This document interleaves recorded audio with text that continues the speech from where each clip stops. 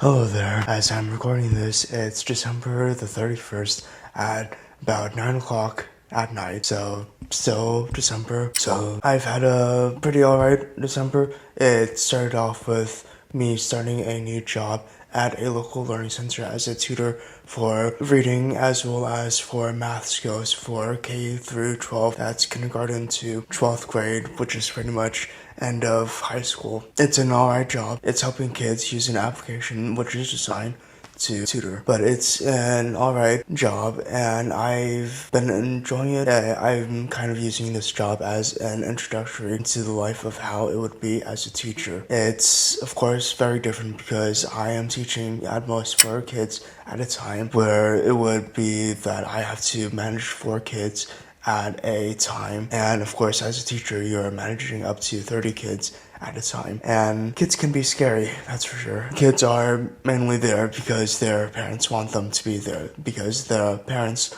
love their kids so much that they really want them to do better at school. And some kids want to do better at school while others don't, such as there's one person that I've tutored who doesn't really want to be there. They just sleep more or less, and I've got to really sort of edge them on to do work. That goes for multiple kids, really. I did have one great experience where one kid told me that I was annoying, which really made my day. The kid kept on going like, oh, it's 30 minutes left, kept asking for the time, that sort of stuff, and I was like, well, that means that there's plenty of time to do work, and you'll feel so much better once you get work done. Just repeatedly going on like that, the toxic positivity style, I guess, and he said that I was annoying, which made my day. There's one kid that I'm tutoring where I'm really enjoying tutoring the kid because just like me, he really is into math, and I could sort of see a younger version of me in place of him. I really being into math and learning that sort of stuff, and it's nice sort of teaching that kid. I actually got a little gift as well as a Christmas card from 2 students' brothers. One of them is the student that I like tutoring, and it was addressed to Dr. Mr. Finnegan, so that is my new title now. I am Dr. Mr. obviously. Another good thing was that a parent brought in some homemade cheesecakes to the center a couple of days ago, and it was really nice that they brought them in. It was homemade. Very good. The other thing that's really interesting with the job is that I commute there on bike, and it's at least 3 miles to the tutoring place, and it's downhill going there, yet uphill coming back. So I commute on bike, and it comes out to be about a 30-minute going there, which is mostly downhill, and then an hour coming back up, which is me biking and walking half of the time. But I get good exercise, so I'm not complaining. Any day that I'm working is pretty much a gym day for me, so that's good. But gotta watch out with the weather and that sort of stuff. I was sick a while ago, and that might have been from traveling in the not too great weather, but that's life. December also marked a period where I was going to social meetups. I had the board game night that I talked about last time, which was very fun. I also had a friend's birthday / Christmas / Hanukkah party that I went to, which was really fun. I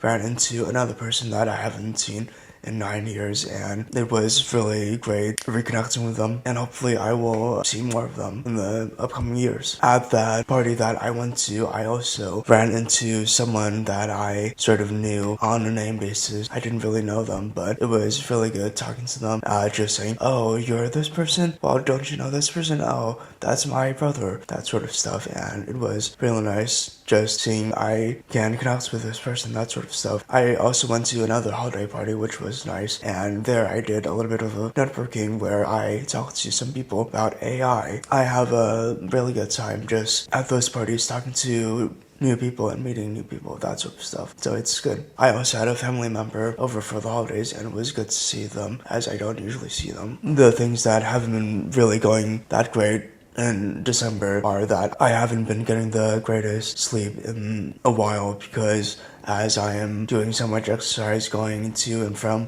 my work, I have been going to bed late and I have been waking up late, which just really isn't good. I also haven't really been cooking much, and I also want to try to do exercise. Those are things to think about in the new year. As it's almost 2025, it's time for reflections on 2024. 2024 has been a heck of a year. It started off with me feeling more comfortable in a new place, Exeter, England. That's where I was doing my master's. I had been there since the fall of 2023, and I was starting to get a real vibe of the place, getting familiar with the scenery as I walk around and that sort of stuff, and I was building better friendships. I was going out with different university societies, and it was pretty good. But in the early start of 2024, I kind of started having a bit of a crisis. So for the past 3 years, I had on my mind that I wanted to do a PhD and do research in the rare disease Wolfram syndrome that I have. And with that, I applied to multiple PhDs. In the final year of my bachelor's, I got rejected from all of them, and then I applied to more PhDs in the autumn/winter of 2023. I only got rejections from all of them. I didn't even get it to the interviewing stage. It really kind of sucks. I was having a bit of an existential crisis,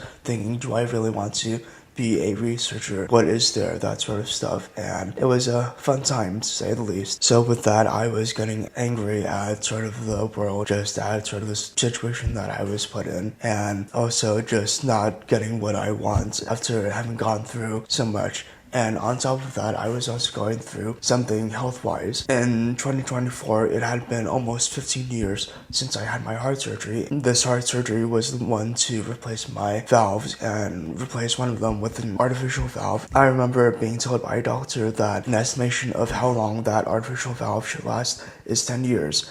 And there was almost 5 years after that, 10 years that was given. And I was just waiting for my doctor to say, Finnegan, you needed heart surgery. However, I was not being told about that by my doctor, and how I felt was that my doctor was being evasive and not really giving me a straight answer, and I wasn't feeling that I got great communication from my doctor. That put me in an angry mood, and worst of all, because it was my cardiologist that I was speaking to, they were telling me to not do so much exercise as to not worsen my condition, my heart condition, which really sort of was a snowball effect in that I was feeling angry. However, I didn't feel that I could release that anger, and I think that exercise is just the best way to release that anger. So there I was with the existential crisis as well as the lack of good communication from my doctor. Another thing that really irked me was that because I was having the health problems, on top of that, I was thinking that I was going to be moving, and I wanted to sort out all of my health problems there in England before moving to the States. And that lack of good communication mirrored itself in other aspects of my life, such as with university, not feeling like I had the support from my professors, and it made me feel really depressed. I will admit that I did struggle with suicide a bit at that time, but thankfully, I'm still alive, so yeah. But in that time, I realized how much mental health really mattered. At my previous university where I did my bachelor's, I got full mental health support in that I got free access to counseling, and I could see the counselor just weekly, and it was just absolutely superb, and I would think that other universities would do the same thing. However, at the university that I was doing my master's at, they didn't offer any counseling, which really sucked. I was referred to a CBT brought to me by the National Health System in England. However, that CBT was not helpful, and furthermore, I tried using a CBT GPT, and that was more helpful than the actual CBT therapist. However, the therapist was like, oh no, don't use that, which really irked me because why should I not use something that helps me? But in the end, I decided to stop with the CBT therapy, and I just sort of continued with myself. What really got me out of that mess was that I was embracing mindfulness. I was embracing just slowing down, being grateful, and expressing gratitude. One thing that really helps was that Exeter is a lovely city in England. If any of you ever visit there, it's just a city because it has a cathedral in it, but it's more of a university town, but it's very healthy, and I got loads of exercise, and with that exercise, I walked around a lot, and The University of Exeter has many gardens, and it was just a joy to walk around looking at the flowers, especially the blue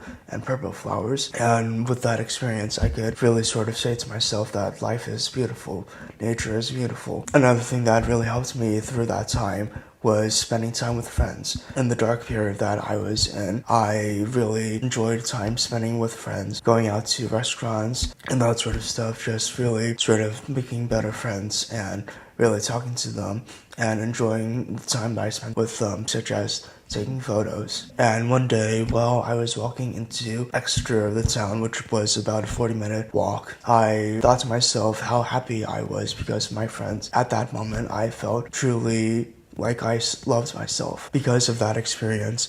And because I was in the meditation society at the University of Exeter, I decided to guide a meditation session myself. This was more of a mindful session. In that session, I talked about the importance of being mindful, of slowing down, gratitude, as well as how life is a roller coaster. There are ups and downs, and as much as you don't like the negatives, you've got to also deal with the negatives. But that experience really showed me how great it was feeling like I could help others with the experiences that I have gone through, and it made me want to work in the mental health industry. That experience is one of the reasons why I started this channel, which was another great thing that happened in 2024. But so now I am in the States. I have completed the studies for my master's, and hopefully I'll pass that and graduate. I have been able to go into the city and visit family, which has sort of ticked a goal off of the list of why I wanted to go to the States. And I have been really having a really great time reconnecting with old friends and doing social things like going out to parties and everything like that. I've started a board game night, and it's a good feeling. Another big thing that happened this year